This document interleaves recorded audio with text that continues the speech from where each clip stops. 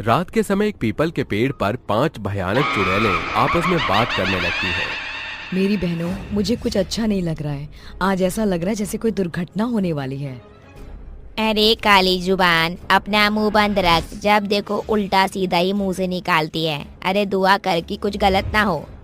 अरे तुम दोनों आपस में क्यों लड़ रही हो? जो होगा वो होकर ही रहेगा, होने को कोई नहीं टाल सकता। और हम है ना, अगर कुछ अनहोनी। तभी हेमा अपनी शक्तियों का इस्तेमाल करती है, जिसके बाद उसके कानों में गांव वालों के चीखने चिल्लाने की आवाज आ रही थी और सब लोग आग से बचकर भागने की कोशिश कर रहे होते हैं। आग में कई लोग जल रहे होते हैं। जैसे ही हेमा अपनी आंखें खोलती है, उसकी आंखों में आंसू भर आते हैं, जिसके बाद वो रोते हुए अपनी चारों बहनों से कहती है, गजब हो गया, जल्दी चलो। गांव में कहीं बहुत ही बुरी तरह आग लगी है। लोग जलकर मर रहे हैं, उनकी जान को खतरा है। हमें फौरन जाना होगा। हेमा की बात सुनते ही वे पांचों की पांचों हवा में उड़कर वहां से जाने लगती हैं। उड़ते हुए वो वहां पहुंच जाती हैं जहां गांव के अंदर आग लग रही होती है। आग को देखते ही वो पांचों चुड़ैलें आग को बुझाने की कोशिश करने लगती हैं, जिसमें से सुनैना पास के कुएं में जाकर अपनी शक्तियों का इस्तेमाल करके कुएं का पानी निकालकर फायर ब्रिगेड की तरह आग के ऊपर डालने लगती है। वहीं दूसरी तरफ हेमा जल रहे लोगों को बोरे की मदद से उनकी आग को बुझाती है और उन्हें बचाती है। जो लोग आग की वजह से अंदर फंसे हुए थे, गीता उन्हें वहां से बाहर निकालती है। वहीं बबीता और संगीता जले हुए लोगों को अपनी शक्तियों के द्वारा पहले की तरह जिंदा करने लगती है। देखते ही देखते वो पांचों मिलकर आग को कंट्रोल कर लेती हैं और गांव के सभी लोगों को बचा लेती हैं। जिसके बाद वो पांचों गांव वालों से कहती हैं, आग लगाने के लिए चिंगारी ही काफी होती है, इसीलिए आग का इस्तेमाल सावधानी पूर्वक करना चाहिए। कभी भी हल्की सी आग को जलते हुए देखो तो उसे समय पर ही बुझा दो, ताकि वो थोड़ी सी आग तुम लोगों की जान का खतरा ना बन सके। आग से हमारी जान को बहुत खतरा है, इसीलिए कभी भी बेवजह यहाँ वहाँ आग जलाकर ना रखें। गांव वालों, तुम लोगों को कभी भी हमारी मदद की जरूरत हो तो सिर्फ हमें एक बार आवाज लगा देना, हम तुम्हारी मदद करने जरूर आएंगे। गांव वालों, जो हमारे साथ हुआ है, हम नहीं चाहते कि आप सबके साथ भी वैसा हो। गांव के सभी लोग उन चुड़ैलों को अपना मसीहा मानने लगते हैं, जिसके बाद वो सभी उनसे पूछते हैं, तुम सभी चुड़ैलें हमारे लिए मसीहा हो। जब भी इस गांव में आग लगती है, तुम पांचों चुड़ैल हमारी जान बचाने यहाँ पहुँच जाती हो। इस आग की चपेट में मेरा पूरा परिवार आ गया था। मुझे तो कोई उम्मीद ही नहीं थी कि अब मेरा परिवार बच भी पाएगा या नहीं, लेकिन तुम पांचों ने मिलकर मेरे परिवार को बचा लिया। मैं तुम सबकी बहुत आभारी हूँ और तुम पांचों का शुक्रिया अदा करना चाहती हूँ। तुम लोगों को हमारा शुक्रिया अदा करने की कोई जरूरत नहीं है, हम हमेशा तुम्हारी मदद करते रहेंगे। ये कहकर पांचों चुड़ैलें वहां से उड़कर जाने ही वाली थी कि इतने में एक बूढ़ी काकी वहां पर आकर उन्हें जाने से रोकती हैं और उनसे कहती हैं, रुक जाओ, कहाँ जा रही हो? मैं कुछ जानना चाहती हूँ। बूढ़ी काकी की आवाज सुनने के बाद पांचों रुक जाती हैं और बूढ़ी काकी से पूछती हैं, क्या हुआ काकी, आपने हमें जाने से क्यों रोका? मैं तुमसे हर बार एक सवाल करती हूँ, लेकिन तुम पांचों हमेशा अपना मुंह बंद करके यहाँ से चली जाती हो।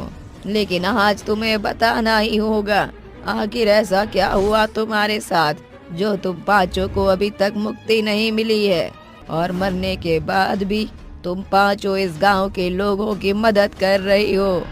काकी की ये बात सुनते ही वो पांचों चुड़ैलें अचानक से रोने लगती हैं, जिसके बाद बूढ़ी काकी उनसे कहती हैं, देखो, रोने से कुछ नहीं होता है। अगर तुम अपना दर्द हमें बांटोगी तो शायद तुम्हें भी मुक्ति मिल जाए।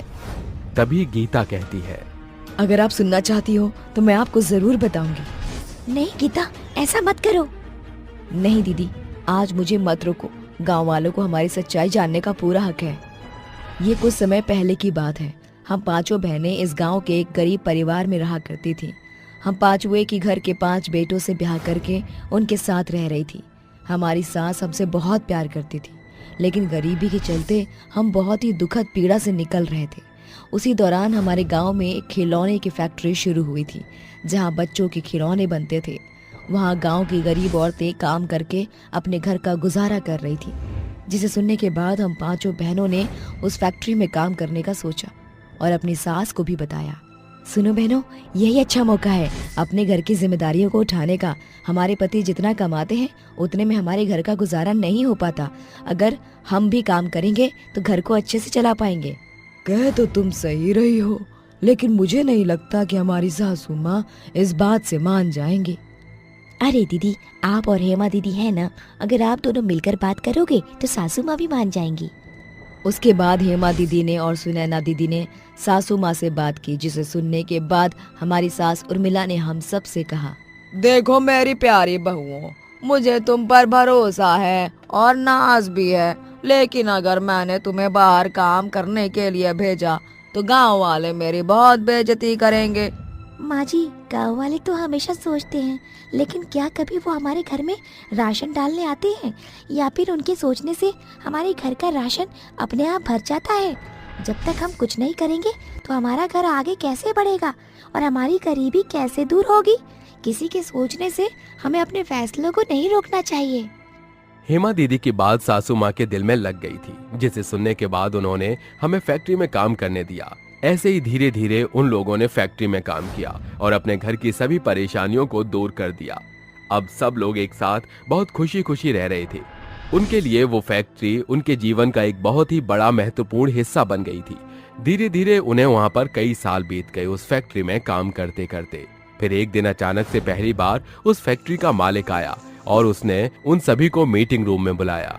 तुम सभी ने बहुत अच्छा काम किया और मेरी फैक्ट्री को आगे बढ़ाया, इसलिए मैं तुम सभी की सैलरी बढ़ाने वाला हूँ ताकि तुम सभी मिलकर और अच्छा काम करो। मालिक की ये बात सुनते ही सभी लोग खुशी से पागल हो गए थे। वहीं दूसरी तरफ अचानक से फैक्ट्री के एक एरिया में थोड़ी सी आग लग गई। उस समय फैक्ट्री का एक गार्ड वहां पर आया, लेकिन आग को देखकर वो वहां से डर कर भाग गया। आग धीरे धीरे बहुत ज्यादा बढ़ गई और वो सभी वहीं पर फंस गए। उस आग की वजह से कई लोगों की जानें भी चली गईं। कुछ लोग तो अपनी जान बचाकर भाग गए और कुछ लोगों को उन्होंने उस आग में मरने से बचाया, लेकिन वो पांचों बहनें अपने आप को बचा ना पाईं और वो पांचों उस आग की चपेट में आकर मर गईं। लेकिन मरने के बाद भी उनकी आत्मा को शांति नहीं मिली और वो पांचों चुड़ैल बनकर यहाँ वहाँ भटकने लगीं। तुम पांचों तो सच में हमारी मसीहा हो। हमें तो पता ही नहीं था कि तुम्हारे ऊपर इतना बुरा बीता हुआ काल है। मुझे माफ कर दो मेरी बेटियों, मुझे माफ कर दो। अरे आप हमसे माफी क्यों मांग रही हो? हम तो बस चाहते हैं कि जो हमारे साथ हुआ वो किसी दूसरे के परिवार के साथ ना हो, इसीलिए हम हमेशा गांव की रखवाली करने के लिए यहीं रहेंगे। जब भी हमारी जरूरत हो तो हमें पुकार लेना, हम पांचों बहनें आप सबकी मदद करने पहुंच जाएंगी। इतना कहकर वो पांचों वहां से उड़कर चली जाती हैं और गांव वाले अपने घरों में जाकर चैन की नींद सोने के लिए चले जाते हैं। जिसके बाद कभी भी गांव वालों को उन पांचों चुड़ैल बहनों की जरूरत पड़ती तो वो उन्हें पुकार कर बुला लेते और वो पांचों गांव वालों की मदद करने के लिए उनके पास पहुंच जाती।